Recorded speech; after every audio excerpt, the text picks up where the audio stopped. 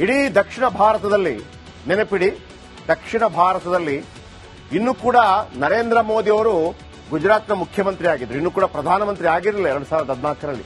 2008-9ರಲ್ಲಿ very first time ನೀವು operation ಕಮಲ ಮಾಡಿದ್ರೋ ಮತ್ತೊಂದು ಮಾಡಿದ್ರೋ ಮಣ್ಣಂಗಟ್ಟಿ ಮಾಡಿದ್ರೋ ಅದು ಬೇರೆ ವಿಚಾರ.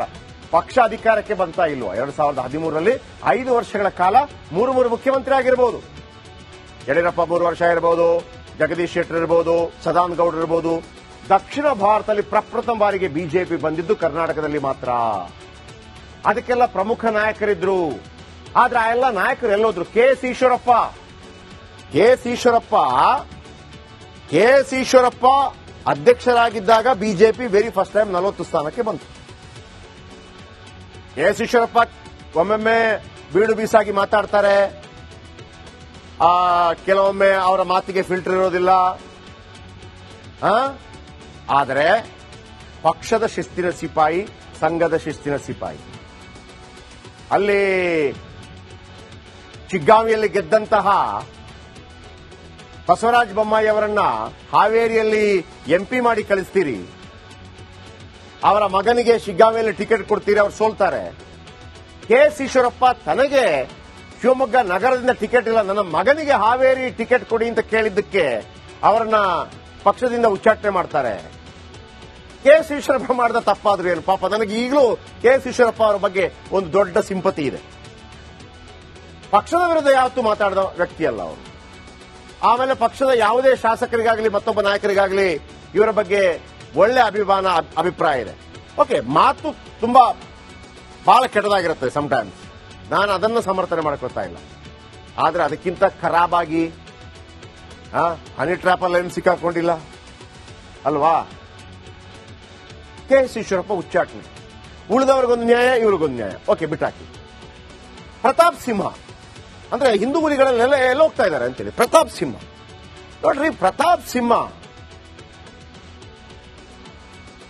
ಪತ್ರಕರ್ತರಾಗಿದ್ದಾಗ ಇದೇ ಯಡಿಯೂರಪ್ಪನ ವಿರುದ್ಧ ಬರೆದ್ರು, ಇದೇ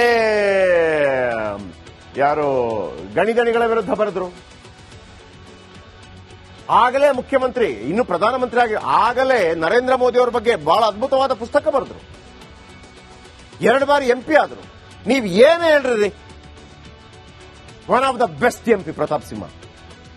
ಪ್ರತಾಪ್ ಸಿಂಹ ಅವರಿಗೆ ಮೈಸೂರಲ್ಲಿ ಟಿಕೆಟ್ ಸಿಗದೇ ಇದ್ದಾಗ ಮಂಗಳೂರು ಭಾಗದಲ್ಲಿ ಕರೆದ್ರು, ನಮ್ಗೆ ಟಿಕೆಟ್ ಕೊಡಿ. ಉಡುಪಿ ಭಾಗದಲ್ಲಿ ಅವರಿಗೆ ಫ್ಯಾನ್ಸ್ಗಳು ಜಾಸ್ತಿ ಇದ್ರು. ಪ್ರತಾಪ್ ಸಿಂಹಗೆ ಟಿಕೆಟ್ ನಿರಾಕರಣೆ ಆಯ್ತು. ಈಗಲೂ ಕೂಡ ಹಿಂದುತ್ವದ ಬಗ್ಗೆ ವಿತ್ ಡಾಕ್ಯುಮೆಂಟ್ ಮಾತಾಡಬಲ್ಲ ನಾಯಕ ಪ್ರತಾಪ್ ಸಿಂಹ. ನೀವು ಉಳಿದ ಎಲ್ಲವನ್ನೂ ಇಲ್ಲಿ ತರಬೇಡಿ, ಯಾವ ಟೀಕೆ ಟಿಪ್ಪಣಿ ಅದು ಬೇರೆ. ಕೆಲವೊಮ್ಮೆ ಬೇಕೋ ಬೇಡವೋ, ಈ ಹಿಂದೆ ದೇವೇಗೌಡರ ಬಗ್ಗೆ ಅದ್ಭುತವಾದಂತಹ ಲೇಖನವನ್ನು ಬರೆದ್ರು. ಅದು ಬೇರೆ ಬೇರೆ ಲೆಕ್ಕಾಚಾರ ಇರಬಹುದು, ಯಾಕಂದ್ರೆ ಮೈಸೂರಲ್ಲಿ ಒಕ್ಕಲಿಗ ಓಟ್ಗಳನ್ನು ಪಡೆಯೋದು ಮತ್ತೊಂದು ಮಗದೊಂದು. ಸಿದ್ದರಾಮಯ್ಯನವರ ವಾಚಾಮಗೋಚರವಾಗಿ ಬೈತಾರೆ ಯಾರು? ಪ್ರತಾಪ್ ಸಿಂಹ. ಆದ್ರೆ ಸಿದ್ದರಾಮಯ್ಯನವರು ಎದುರಿಗೆ ಬಂದಾಗ ಕಾಲಿಗೆ ಬಿದ್ದು ನಮಸ್ಕಾರ ಮಾಡ್ತಾರೆ. ಅದೊಂದು ಏನು ನಮ್ಮ ಒಂದು ಸಂಪ್ರದಾಯ ಅದು. ಆದ್ರೆ Pratap Simha one of the best leader, one of the best ಹಿಂದುತ್ವವಾದಿ. ಒಂದು ಅಂದ್ರೆ ಬಿಜೆಪಿಗೆ ನಾನು ಹೇಳಿ, ಬಿಜೆಪಿಗೆ ಹೇಳ ಮಾಡಿಸಂತ ನಾಯಕ. ಕಾಂಗ್ರೆಸ್ ಆಫರ್ ಬಂದಿತ್ತು ಅವರಿಗೆ, ಹೋಗಲಿಲ್ಲ. ಏನ್ ಮಾಡ್ತಾ ಇದೆ ಬಿಜೆಪಿ? ಮತ್ತೊಂದು ಕಡೆ ಅನಂತಕುಮಾರ್ ಹೆಗಡೆ ಸಿ ಅವರು ಉತ್ತರ ಕನ್ನಡದಲ್ಲಿ ಅಭಿವೃದ್ಧಿ ಮಾಡಿದ್ರೋ ಮಾಡಿಲ್ವೋ, ಜನ ಮಾತ್ರ ಅವರಿಗೆ ಜೈಕಾರ ಹಾಕ್ತಾರೆ. ಹೇಳಿದಂತ ಮಾತು ಏನು? ಸಂವಿಧಾನ ಬದಲಾವಣೆ ವಿಚಾರ ದೇಶಾದ್ಯಂತ ನಮಗೆ ಎಫೆಕ್ಟ್ ಆಯಿತು ಅನ್ನೋ ಕಾರಣಕ್ಕಾಗಿ ಅವರಿಗೆ ಟಿಕೆಟ್ ನಿರಾಕರಣೆ ಮಾಡಿದ್ರಂತೆ. ಹಾಗಿದ್ರೆ ಬಿಜೆಪಿಗೆ ಒಂದು ಅರ್ಥ ಆಗಬೇಕಾಗಿತ್ತು, ಉತ್ತರ ಕನ್ನಡದಲ್ಲಿ ಹೇಳಿದಂತ ಒಂದು ಮಾತು, ಅನಂತಕುಮಾರ್ ಹೆಗಡೆ ಹೇಳಿದಂತ ಒಂದು ಮಾತನ್ನ ಇಡೀ ದೇಶ ಕೇಳತ್ತೆ ಅಂತಂದ್ರೆ ಆಸ್ ಎ ಪಾಸಿಟಿವ್ ಆಗಿ ಕೂಡ ಆ ಮನುಷ್ಯ ಹೇಳಿದ ಮಾತನ್ನ ದೇಶ ಕೇಳಬೇಕಾಗಿತ್ತಲ್ಲ. ನೆಗೆಟಿವ್ ಅನ್ನು ಮಾತ್ರ ಯಾಕೆ ಹುಡುಕಿದ್ರಿ ಬಿಜೆಪಿ ಅವರು? ನೆಗೆಟಿವ್ ಅನ್ನು ಮಾತ್ರ ಯಾಕೆ ಹುಡುಕಿದ್ರಿ? ಯಾವತ್ತಾದ್ರೂ ಪಕ್ಷದ ವಿರುದ್ಧ ಹೇಳಿಕೆ ಕೊಡಲಿಲ್ಲ. ಹಿಂದುತ್ವದ ಏಕ್ದಮ್ ಕಟ್ಟರ್ ನಾಯಕ, ಅವರಿಗೆ ಟಿಕೆಟ್ ನಿರಾಕರಣೆ.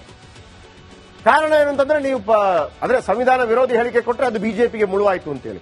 ಅಂದ್ರೆ ಉಳಿದವರದ ಮುಳು ಏನು ಇಲ್ವಾ? ಅನಂತಕುಮಾರ್ ಹೆಗಡೆ ಇಲ್ಲ. ಅನಂತಕುಮಾರ್ ಅವರು ಹೆಂಗೋ ಒಬ್ರು ತೀರ್ಕೊಂಡ್ರು, ಈಗ ಅನಂತಕುಮಾರ್ ಹೆಗಡೆ ಅವ್ರಿಗೂ ಟಿಕೆಟ್ ಇಲ್ಲ. And C T Ravi city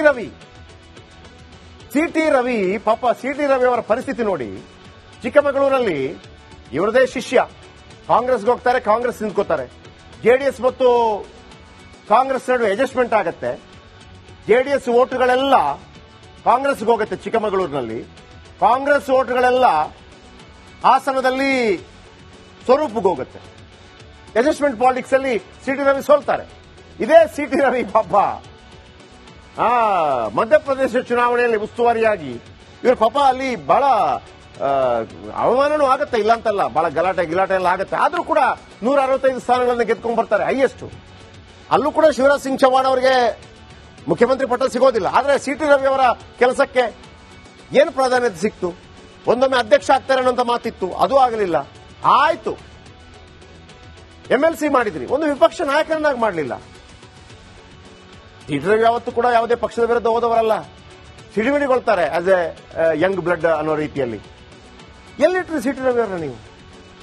ಇದೀಗ ಬಸವನಗೌಡ ಪಾಟೀಲ್ ಯತ್ನಾಳ್ ಪಕ್ಷದಿಂದ ಉಚ್ಚಾಟನೆ, ಹಿಂದೂ ಹುಲಿ. ಇಷ್ಟು ಮಾತ್ರನಾ? ಜಗದೀಶ್ ಶೆಟ್ಟರು ಸಿಡಿದೋದ್ರು. ನೀವೊಂದು ಸಮಾಧಾನ ಮಾಡುವಂತ ಪ್ರಯತ್ನ ಮಾಡಿ. ಈಗ ಬಂದಿದ್ದಾರೆ, MP ಆಗಿದ್ರೆ ಬೇರೆ, ಬೆಳಗಾವಿಯಿಂದ. ಆಮೇಲೆ ಲಕ್ಷ್ಮಣ ಸವದಿ DCM ಮಾಡಿದ್ರಿ, ಕಿತ್ತು ಬಿಸಾಕಿದ್ರಿ. ಬಿಜೆಪಿ ಏನ್ ಮಾಡ್ತಾ ಇದೆ? ಬಿಜೆಪಿ, ರಾಜ್ಯ ಬಿಜೆಪಿಗೆ ಕೇಂದ್ರದವರ ನಿರ್ಧಾರಗಳೇ ಮುಳುವಾಗ್ತಾ ಇದೆ ಅಂತ ನನಗೆ ಅನಿಸ್ತಾ ಇದೆ. ಯಾಕಂದ್ರೆ ಅಲ್ಲಿ ತನಕ ಯಡಿಯೂರಪ್ಪನವರು 2008ರಲ್ಲಿ ಬಿಜೆಪಿಯನ್ನು ಅಧಿಕಾರಕ್ಕೆ ತರುವಂತ ಸಂದರ್ಭದಲ್ಲಿ ಏನ್ ದೊಡ್ಡ ಕೇಂದ್ರದ ನಾಯಕರುಗಳ ಕೃಪಾ ಕಟಾಕ್ಷ ರಾಜ್ಯ ಬಿಜೆಪಿಯಲ್ಲಿ ಇರಲಿಲ್ಲ. ರಾಜ್ಯ ಬಿಜೆಪಿಯಲ್ಲಿ ರಾಜ್ಯ ನಾಯಕರೇ ಕಟ್ಟದಂತದ್ದು. ಓಕೆ, ಇಲ್ಲ ಅಂತ ನಾನು ಹೇಳೋದಿಲ್ಲ. ಅನಗತ್ಯವಾಗಿ, ಅನಾವಶ್ಯಕವಾಗಿ ಕರ್ನಾಟಕದ ಬಿಜೆಪಿಯನ್ನು ನಿರ್ನಾಮಗೊಳಿಸಿದಂತಹ ಯಾವುದಾದ್ರೂ ಕಾರಣಗಳಿದ್ರೆ ಅದಕ್ಕೆ ಕೇಂದ್ರದ ನಾಯಕರೇ ಕಾರಣ. ಇಲ್ಲಿರತ್ತೆ ರೀ, 25 ಇರುತ್ತೆ ತಲೆನೋವು. ವ್ಯವಸ್ಥೆ ಮಾಡ್ಲಿಕ್ಕೆ ಆಗೋದಿಲ್ವಾ? ಈಶ್ವರಪ್ಪನವರನ್ನ ಸಮಾಧಾನ ಮಾಡ್ಲಿಕ್ಕೆ ಆಗ್ತಾ ಇರಲಿಲ್ವಾ? ಪ್ರತಾಪ್ ಸಿಂಹನನ್ನ ಸಮಾಧಾನ ಮಾಡ್ಲಿಕ್ಕೆ ಆಗ್ತಾ ಇರಲಿಲ್ವಾ? ಜಗದೀಶ್ ಶೆಟ್ಟರನ್ನ ಸಮಾಧಾನ ಮಾಡ್ಲಿಕ್ಕೆ ಆಗ್ತಾ ಇರಲಿಲ್ವಾ? ಅನಂತಕುಮಾರ್ ಹೆಗಡೆಯನ್ನು ಸಮಾಧಾನ ಮಾಡ್ಲಿಕ್ಕೆ ಆಗ್ತಾ ಇರಲಿಲ್ವಾ? ಕಾಂಗ್ರೆಸ್ ಇಂದ ನೋಡಿ ಕಲಿಯಿರಿ ಬಿಜೆಪಿಯವರು. ಎಂತ ಮಾರಣಾಂತಿಕವಾಗಿರುವಂತಹ ಆರೋಪ ಇದೆ ಹನಿ ಟ್ರ್ಯಾಪ್. ಒಬ್ಬನು ತುಟಿ ಬೀಸ್ತಾ ಇಲ್ಲ. ಆ ಲೆಕ್ಕಕ್ಕೆ ಹೋಲಿಸಿದ್ರೆ ಬಿಜೆಪಿ ಶಿಸ್ತಿನ ಪಕ್ಷ. ಅದಕ್ಕೊಂದು ಕೆಳರಿದೆ ಆರ್ಎಸ್ಎಸ್ ನಾಯಕರು ಒಂದು ಮಾತು ಹೇಳಿದ್ರೆ ಬಾಯಿ ಮುಚ್ಕೊಂಡು ಕೇಳ್ತಾರೆ. ಅಷ್ಟೆಲ್ಲ ಶಕ್ತಿ ಇದ್ದಾಗ ಬಿಜೆಪಿ ಮಾಡಿದ್ದಾದ್ರೆ ಏನು? ಕರ್ನಾಟಕದಲ್ಲಿ ಬಿಜೆಪಿಯನ್ನು ನಿರ್ನಾಮ ಮಾಡಿದ್ಯಾರು? ಬಿಜೆಪಿ ನಾಯಕರುಗಳು, ಬೇರೆ ಯಾರೂ ಅಲ್ಲ.